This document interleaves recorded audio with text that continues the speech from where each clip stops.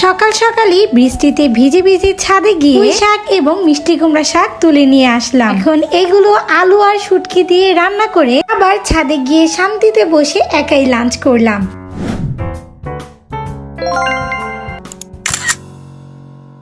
আসসালামু আলাইকুম and hello everyone, সবার কি অবস্থা? চলে এসেছি আমি জান্নাত তোমাদের জন্য নতুন একটি ভিডিও নিয়ে। আমাদের এখানে কিন্তু অনেক বেশি বৃষ্টি হচ্ছে সকাল থেকেই। এখন একটু কম, এখন একটু ঝিরি বৃষ্টি হচ্ছে।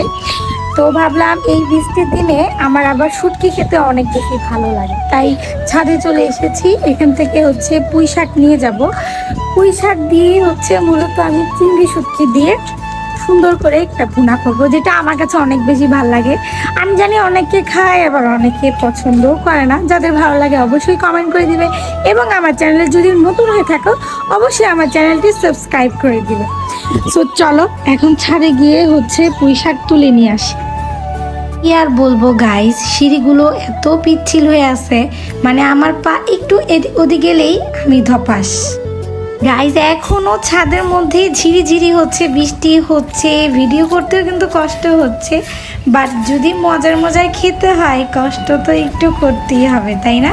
তাই এই পাশটাতে চলে আসলাম। এইদিকে পুঁই শাকের পাতাগুলো একটু বেশি বড় সাইজের। এটা আপুর হাতের লাগানো পুঁই শাকটা, মানে অনেক বড় হয় এই পাতাগুলো। এখান থেকে কিছু পাতা নিয়ে নিব, আর সামনে যে ঝাঁকড়া হয়ে আছে অনেকগুলো, ওইখান থেকেই মূলত বেশি পুঁই শাকের পাতা নিয়ে নিব। দেখো গাইস, এখানে পাতা অনেক হয়েছে মাশাল্লাহ।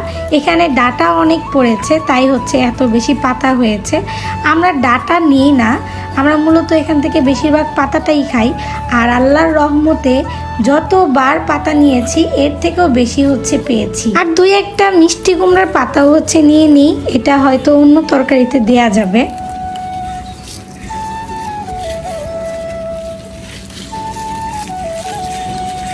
দেখো গাইজ, আমি কিসের মধ্যে পাতাগুলো নিয়েছি। আসলে আমি সকালবেলা কাপড় নাড়তে এসেছিলাম, তো আমার কাছে তো এখন হাঁড়ি পাতিল কিছুই নেই পাতা নেওয়ার জন্য, তাই ঝুড়ির মধ্যে নিয়ে নিই। অনেকগুলোই পুঁই শাক তুলে নিয়ে আসলাম। এখন এগুলো আমি রান্না করব।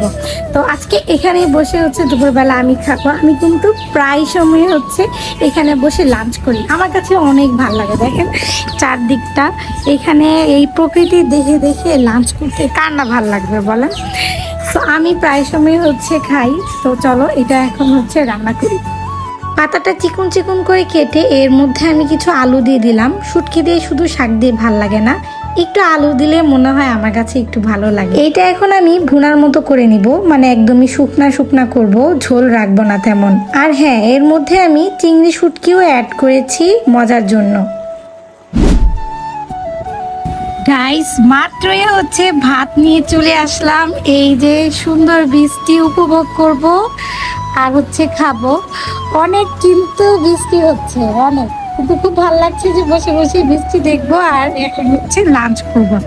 আর সাথে এনেছি আমাদের গাছের কাঁচামরিচ, আর এটা সেই পুঁই শাক দিয়ে শুটকি আর একটু ডিম ভুনা করেছি। এখানে আবার লাউয়ের যে শাকটা আমি নিয়েছিলাম ওইটা আবার এখানে দিয়েছি। চলো গাইস আমরা এখন খাই।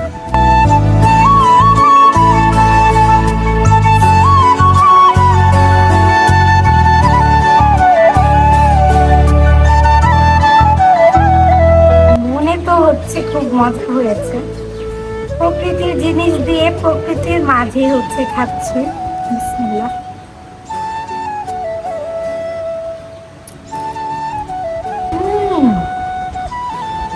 আসলে অনেক মজা হয়েছে।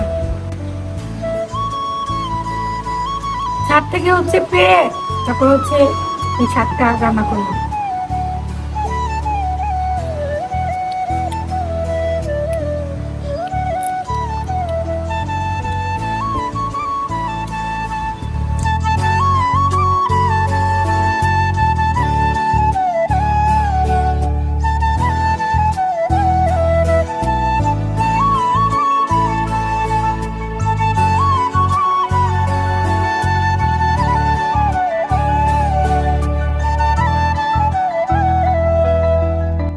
গাইস মাত্রই লাঞ্চ কমপ্লিট করলাম।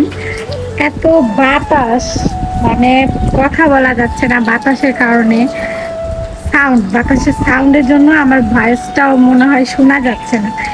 এত সুন্দর হচ্ছে একটা প্রকৃতির সামনে বসে লাঞ্চ করলাম, এত ভালো লাগলো, মানে কি বলবো, মাঝে মাঝে নিজেকে এভাবে একা সময় দিতে আমার না অনেক ভালো লাগে, অনেক কেন জানি অনেক বেশি হচ্ছে ভালো লাগে নিজেকে এইভাবে একা একা সময় দিতে। সবাই ট্রাই করবেন, নিজের জন্য আলাদা একটু সময় বের করতে ট্রাই করবেন, কারণ এইভাবে আপনার মনটাও ভালো থাকবে আর আপনার সন্তান স্বামীর জন্য দেখা যায় মন থেকে একটা কিছু করতেও ইচ্ছা করবে। তো আজকের ব্লগটা এই পর্যন্তই থাকুক, আবার দেখা হবে আমার নেক্সট ব্লগে। আপনি যদি আমার চ্যানেলে নতুন হয়ে থাকেন অবশ্যই আমার চ্যানেলটি সাবস্ক্রাইব করে দিবেন। সবাই ভালো থাকবেন, সুস্থ থাকবেন। আল্লাহ হাফেজ।